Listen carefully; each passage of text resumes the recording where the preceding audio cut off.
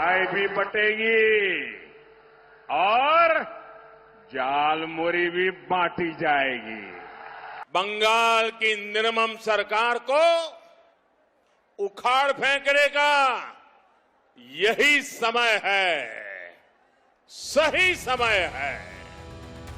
2 रैलियां, 2 जगह, दूसरा चरण, पर मकसद एक ही, बंगाल फतह करना, ममता बनर्जी के किले को भेदना। गुरुवार को बंगाल में एक तरफ पहले चरण की वोटिंग चल रही थी तो दूसरी तरफ पीएम मोदी दूसरे चरण के लिए कुछ इस तरह से हुंकार भर रहे थे।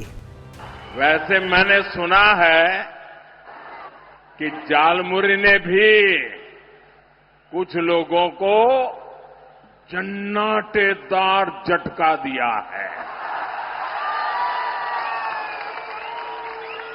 झालमुरी मैंने खाई, लेकिन झाल टीएमसी को लगी है। हार रहा है और भरोसे की जीत पक्की है। ठीक 10 दिन बाद जब वोटों की गिनती होगी तो मुझे विश्वास है हर तरफ कमल ही कमल खिला होगा। गुरुवार को दूसरे चरण के लिए पीएम मोदी ने बंगाल में 2 रैलियां की, एक नदिया जिले की कृष्णनगर में और दूसरी रैली दक्षिण 24 परगना की मथुरापुर में। और दोनों वहां पीएम मोदी बंगाल में हुए ऐसी घटनाओं का जिक्र कर दिया जो सीधा महिलाओं से जुड़े थे और ये वो मुद्दे हैं जो बंगाल में बदलाव की कुव्वत रखने वाले माने जाते हैं। बंगाल में इस बार परिवर्तन की कमान बंगाल की बहनों ने ही संभाल रखी है,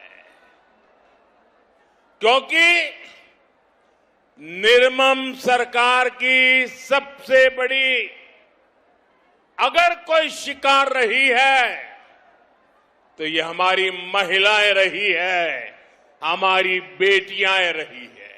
आए दिन बलात्कार, आरजीकर और संदेश खाली जैसी घटनाएं बलात्कारियों और गुंडों को टीएमसी का खुला संरक्षण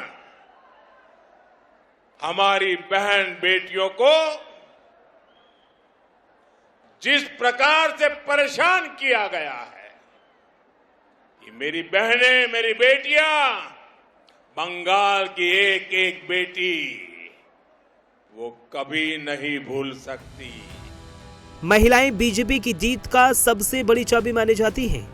ये बात बीजेपी भी बखूबी समझती है और अब जब पहले चरण का चुनाव पूरा हो चुका है तो दूसरे चरण में महिलाओं की भागीदारी और अहम हो जाती है, क्योंकि दूसरे चरण में जिन सीटों पर वोटिंग होनी है वहां महिला मतदाता अहम मानी जाती हैं।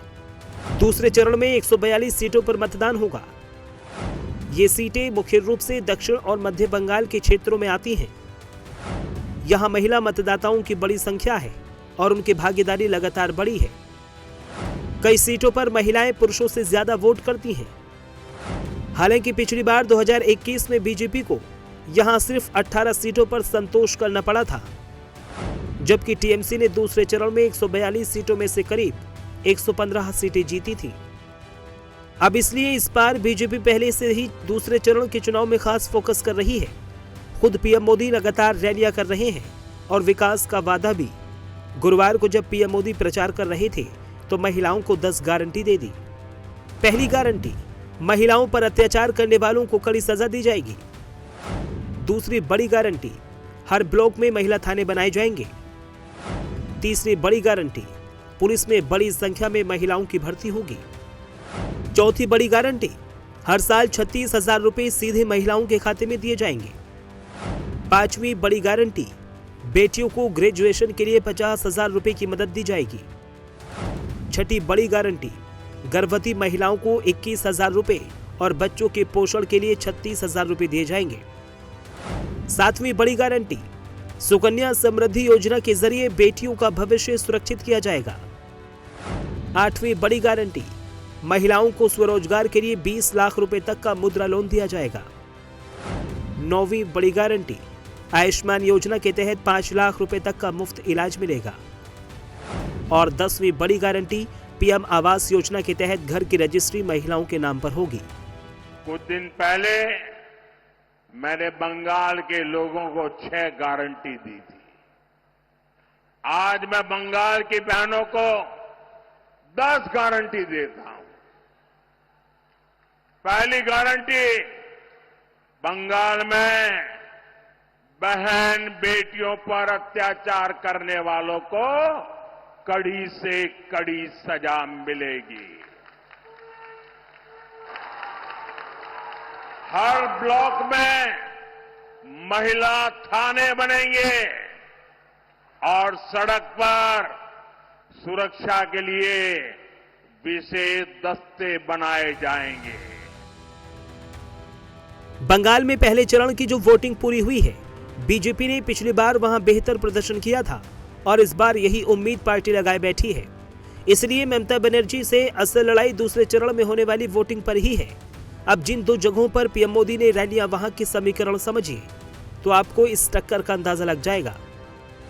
कृष्णानगर में लगभग 27 से 30% मुस्लिम मतदाता हैं, जो पारंपरिक रूप से टीएमसी का मजबूत आधार माने जाते हैं। 2021 में कृष्णानगर की 7 में से 6 विधानसभा सीटों पर टीएमसी को जीत मिली थी। हालांकि मतुआ समुदाय और ग्रामीण हिंदू मतदाताओं के बीच बीजेपी ने पकड़ मजबूत की है। शहरी इलाकों जैसे कृष्णानगर उत्तर में बीजेपी का प्रभाव है, जबकि ग्रामीण विधानसभा क्षेत्रों में टीएमसी मजबूत मानी जाती है। टीएमसी नेता महुआ मोइत्रा इसी सीट से सांसद हैं। दक्षिण 24 परगना जिले का मथुरापुर टीएमसी का अभेद्य किला माना जाता है। यहां टीएमसी का वर्चस्व 2009 से है। 2021 के विधानसभा चुनावों में भी कृष्णनगर की सभी 7 सीटों पर टीएमसी की जीत हुई थी। यहां एससी की आबादी 30 से 35% और 20 से 25% मुस्लिम मतदाता भी हैं। हालांकि बीजेपी ने यहां मथुआ वोटों में अच्छी पकड़ बनाई है। जानकारों का मानना है कि दूसरे चरण की ये लड़ाई ही बंगाल की सत्ता का रास्ता तय करेगी। हालांकि पीएम मोदी को विश्वास है कि इस बार बंगाल में परिवर्तन होगा। यहां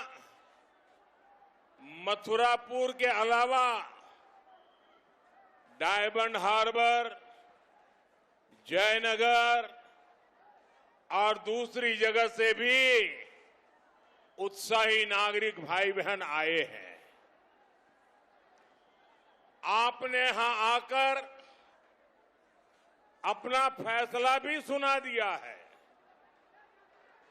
आपने ये तय कर दिया है कि 4 मई को केवल परिणाम नहीं, परिवर्तन आएगा।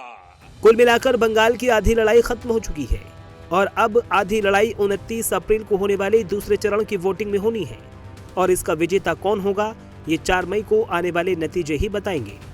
Bureau report, prime news.